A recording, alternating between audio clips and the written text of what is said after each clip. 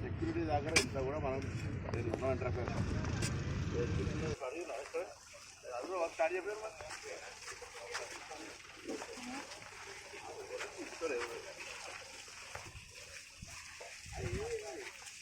రాహుల్ నమస్తే అన్న దూరం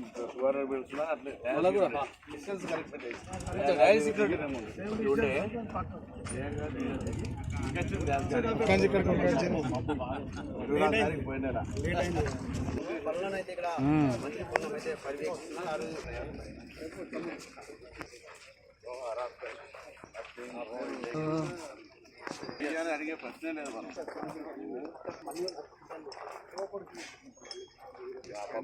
ఇంపార్టెంట్ ఇచ్చేస్తాం వాళ్ళందరికీ వెళ్ళి ఇక్కడ ఇచ్చేస్తాం లిస్టు గ్యాస్ ఒక్కరు ఇచ్చేస్తాం క్లియర్గా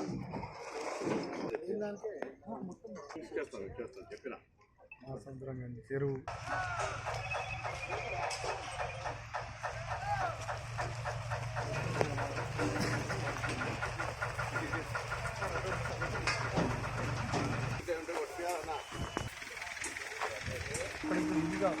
రావడం సార్ కాదు ఇంతలో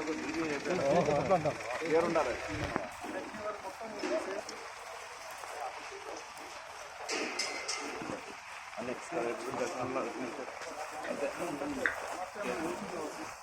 అలా ఇచ్చేసారు అనుకుంటా వేరే పార్కింగ్ ఏదైనా డైరెక్ట్ బోర్డు రాబోతుంది కదా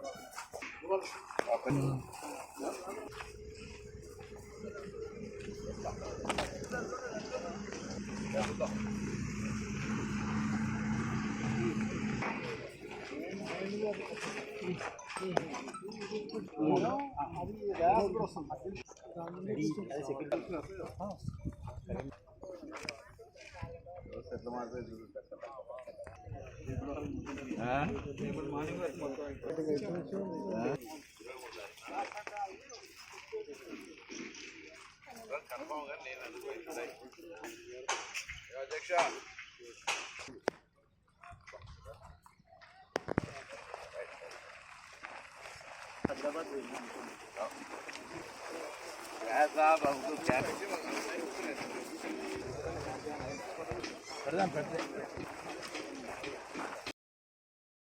భారతీయ జనతా పార్టీ ఎప్పుడెప్పుడు రాహుల్ గాంధీ గారి యొక్క ప్రభావం పెరిగితే పార్లమెంటు సమావేశంలో భారతీయ జనతా పార్టీ వైఫల్యాలు చర్చకు వస్తాయనేటువంటి ఆలోచన వచ్చినప్పుడల్లా భారతీయ జనతా పార్టీ అనుబంధ సంఘంగా ఈడీ ఎన్ఫోర్స్మెంట్ను మార్చుకొని రాహుల్ గాంధీ గారి మీద కేసులు పెట్టి వేధించే ప్రయత్నం చేస్తూ ఉంది.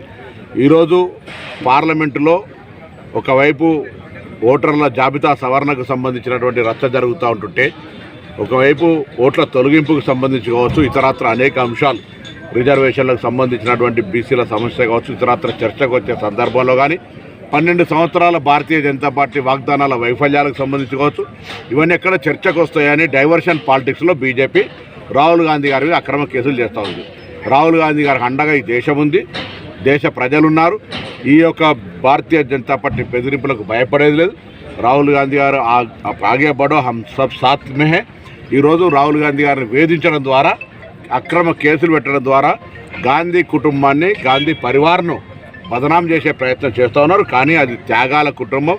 దేశ స్వాతంత్రం నుంచి మొదలుకుంటే ఈరోజు వరకు సంవత్సరాల తరబడి 50 సంవత్సరాల పైన అధికారంలో ఉన్నటువంటి వాళ్ళు ఒకవేళ అవినీతికి పాల్పడి ఉంటే ఈ దేశంలో వాళ్ళకి ఏం తక్కువ ఉండేది?